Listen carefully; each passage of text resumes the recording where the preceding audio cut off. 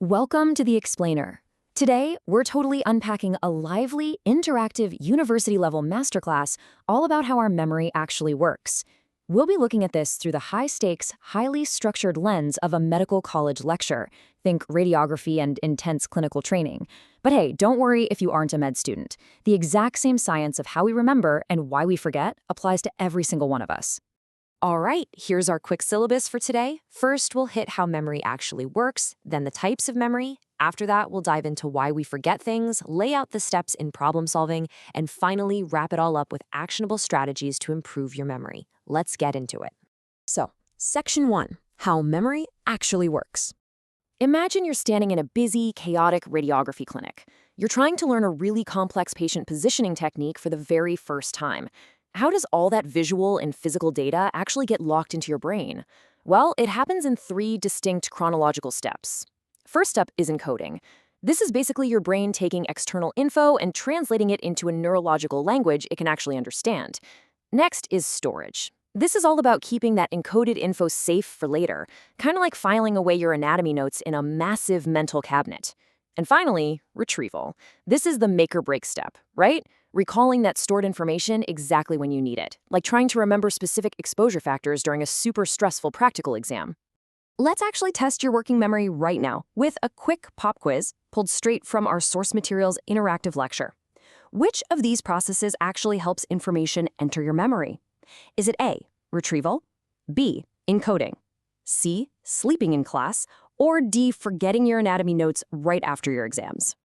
Well, if you guessed B, encoding, you are absolutely spot on. And as the rather energetic lecturer from our source material likes to point out to his students, just lazily copying your friend's notes and hoping for osmosis to magically do the heavy lifting, yeah, that definitely doesn't count as encoding. It absolutely requires your brain to actively participate. Moving right along to Section 2, the types of memory. Okay, so once information is encoded, our brains hold on to it for vastly different amounts of time, mostly depending on what that information actually is. The absolute crucial factor here is duration. Sensory memory, that is incredibly brief. It holds on to fleeting sights and sounds for mere seconds. Short-term memory lasts just a little bit longer.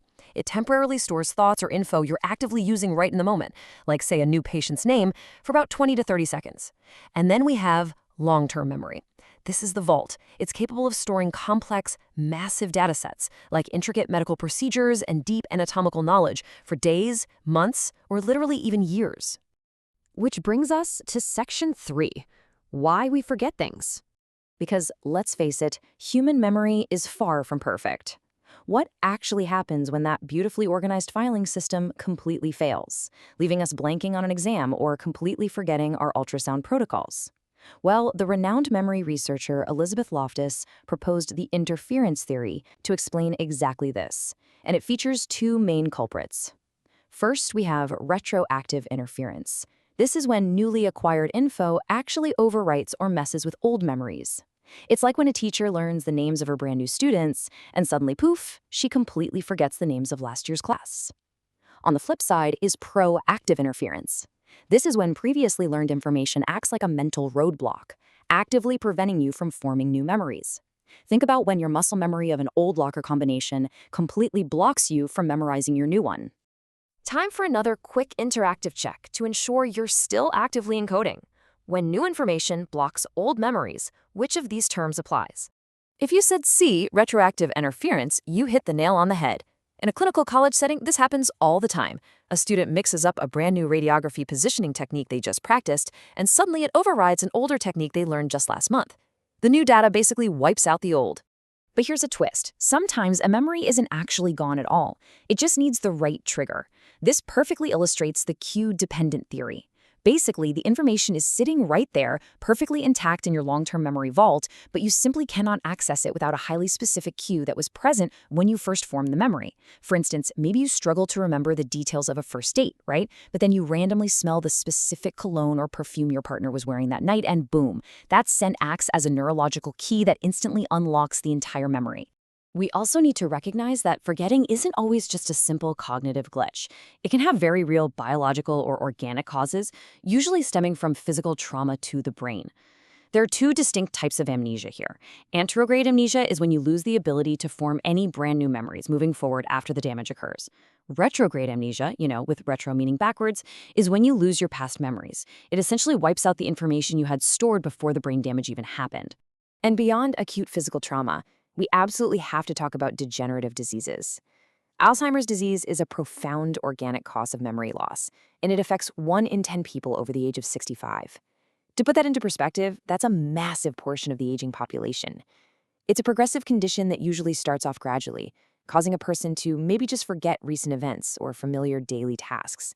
But as it progresses, it unfortunately leads to deeper confusion, impaired judgment, and really significant personality changes. All right, let's shift gears. Section 4, Steps in Problem Solving. So how do we take all those memories and all that knowledge we've successfully stored and actually use them to solve complex problems, especially when you're in a high-pressure environment like a clinical setting? Effective problem solving is definitely not just guessing. It requires a really rigorous mental checklist. First, you absolutely must identify the problem accurately. That sounds obvious, but people often target the completely wrong issue. Then you need to fully define it. Next up, form a strategy based on your own preferences and the specific situation. Step 4 is organizing your info. What do you know for sure and what don't you know? Then you allocate your resources like your time and money based on priority. As you take action, you need to continuously monitor your progress. And finally, step 7, you absolutely must evaluate the results to ensure your solution actually worked. But be careful here, because our brains love to throw up mental obstacles during that 7-step process. One of the most common traps is functional fixedness. This is essentially a cognitive bias that completely blinds you to alternative solutions. Why? Because you are stubbornly viewing a problem only in its traditional, customary way. You get so hyperfixated on how a tool is supposed to be used that you completely fail to see how it could be used to solve your current dilemma. And similarly, falling into a mental set is another major obstacle. This means you rely exclusively on solutions that have worked for you in the past. Now, sometimes, sure, this acts as a super helpful mental shortcut, but more often than not, it leads to really rigid inflexibility. If you're stuck in a mental set, you are going to seriously struggle to adapt to new situations. You might even get totally derailed by misleading or irrelevant information, all because you just refuse to look for alternative ideas. And that brings us to our final part, Section 5, Strategies to Improve Memory. Okay, so now that we've decoded the mechanics of memory, the reasons we forget, and the mental traps that block our problem solving, how do we actually improve our memory to survive all this intense training and professional demand? Well, the source material gives us 4 highly effective, actionable strategies you can start using literally today. Number 1 is disciplined repetition. Yes, simply rehearsing the info so that neurochemical memory trace doesn't fade away. Number 2 is grouping related information together to make it much easier for your brain to store. Number 3 is attaching personal meaning to the raw data. And number 4 is the good old-fashioned physical act of writing notes. Actually, writing things down forces your brain to physically engage with the material instead of just passively listening to it. And the best part is, utilizing these strategies really doesn't have to be a drag. You can make the whole encoding process incredibly entertaining. In a medical college setting, for example, students attach meaning by creating custom songs to remember insanely complex anatomy. They invent clever little mnemonics to memorize all the cranial nerves. Or they form study groups where they literally act out teaching the material to each other, pretending to be their lecturers. By making it fun and highly interactive, they are basically guaranteeing that the information gets fast-tracked from short-term right into long-term storage.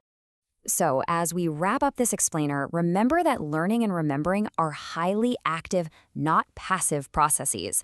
I want to leave you with a challenge based on everything we've dug into today. Think about it. What vital piece of information will you actively encode today, and which specific strategy are you going to use to guarantee you can seamlessly retrieve it tomorrow? Thanks for exploring the fascinating mechanics of memory with us.